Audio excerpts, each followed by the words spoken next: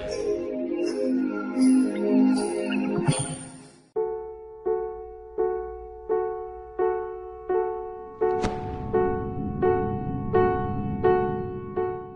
la actualidad, una de las principales causas de conflicto en las aulas es el acoso escolar o bullying. Este se puede manifestar de diversas maneras entre los compañeros de clase, dando lugar a diferentes roles y comportamientos que no siempre son fáciles de corregir. El principal problema a la hora de erradicar esta conducta tan extendida se encuentra en su permanencia a lo largo de las décadas en las aulas, por lo que se convierte en un estigma muy difícil de eliminar.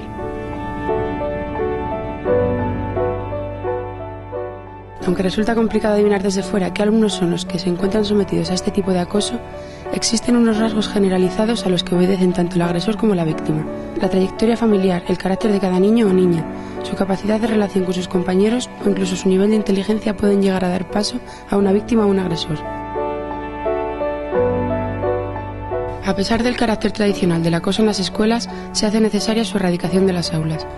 Por esta razón, a lo largo de los últimos años se ha profundizado en el estudio de este tipo de problemas para lograr que tanto profesores como padres y alumnos estén informados sobre el bullying y sobre sus distintas formas de prevención.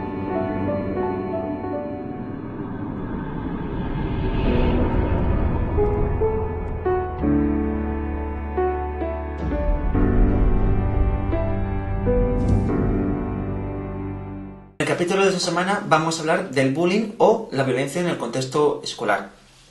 Esa violencia escolar, en el contexto escolar, es un tipo de agresión tanto que se ejerce por uno o varios sujetos y que acosan de forma verbal, física e incluso sexualmente a una o varias víctimas. Así, las características de esa violencia pues incluye burlas, amenazas, intimidaciones, agresiones físicas, aislamiento del resto del grupo, incluso insultos, etc. Esas conductas pues se prolongan y se repiten durante un cierto periodo de tiempo, no son ocasionales simplemente. Además, suponen un abuso de poder por parte del alumno, es decir, en ese caso, el matón, que normalmente, pues ayudado por un grupo, contra una víctima que se encuentra indefensa, que no puede salir ella sola y por sí misma de la situación. Se busca la humillación de esa víctima. Además, esas conductas pues se mantienen debido a la ignorancia y la pasividad de las personas que rodean tanto a la víctima como al agresor, ya que no intervienen directamente, no intentan denunciar ese hecho, esa conducta. Bien, ¿dónde se produce esa victimización? ¿Dónde se desarrolla? ¿En qué periodo de edad? Pues principalmente entre dos periodos, entre los 7 y los 8 años y los 10 y los 11.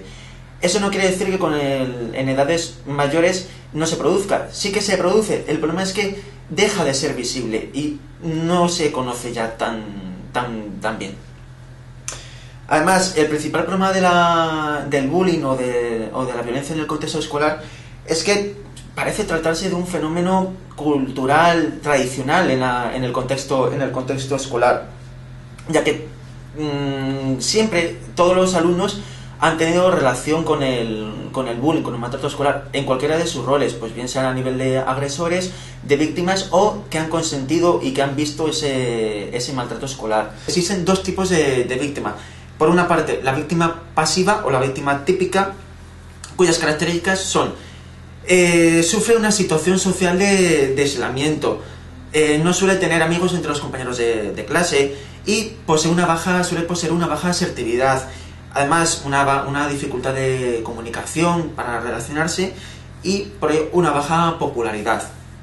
Además, su conducta es pasiva, tiene un miedo hacia la violencia y una alta ansiedad, tiene miedo al contacto físico, a repeler esa intimidación, porque es una víctima que muestra inseguridad, una baja autoestima y es vulnerable, no se defiende de esa intimidación.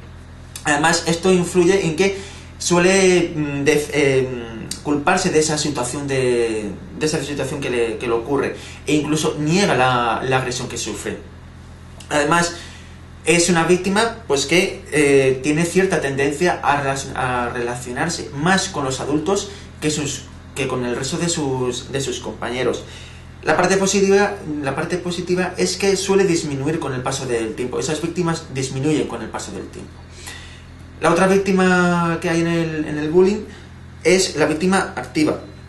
Esa víctima puede incluso tener una mayor situación social de aislamiento, pero es una víctima que va a ser más impulsiva y que va a reproducir esa agresión a otros compañeros más débiles que ellos, incluso hasta hacia animales o hacia cosas.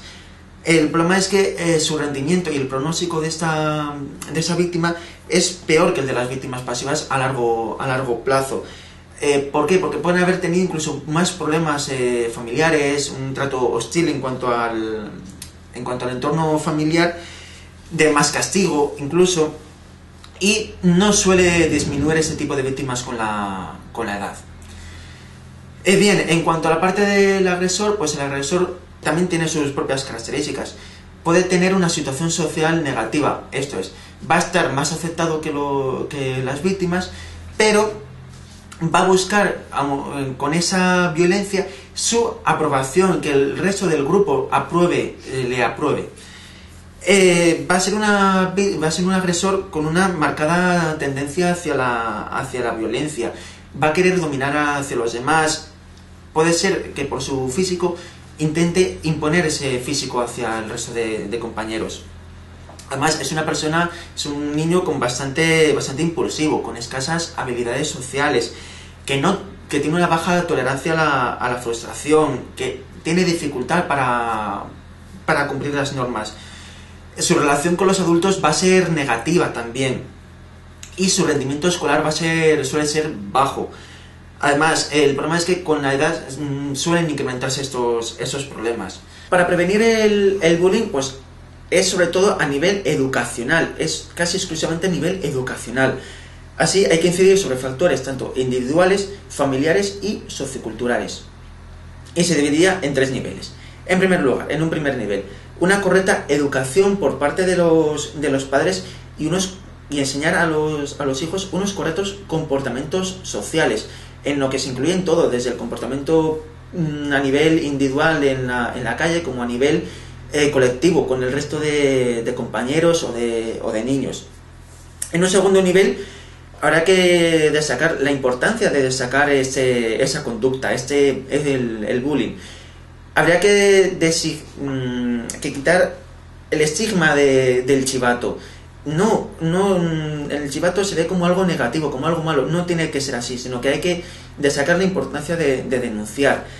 Y en un tercer nivel, pues tanto a nivel del profesorado, de que el profesorado, los profesores sepan manejar las situaciones del maltrato escolar, y medidas centradas a nivel individual en cuanto al agresor y a la víctima para evitar la reincidencia de este hecho.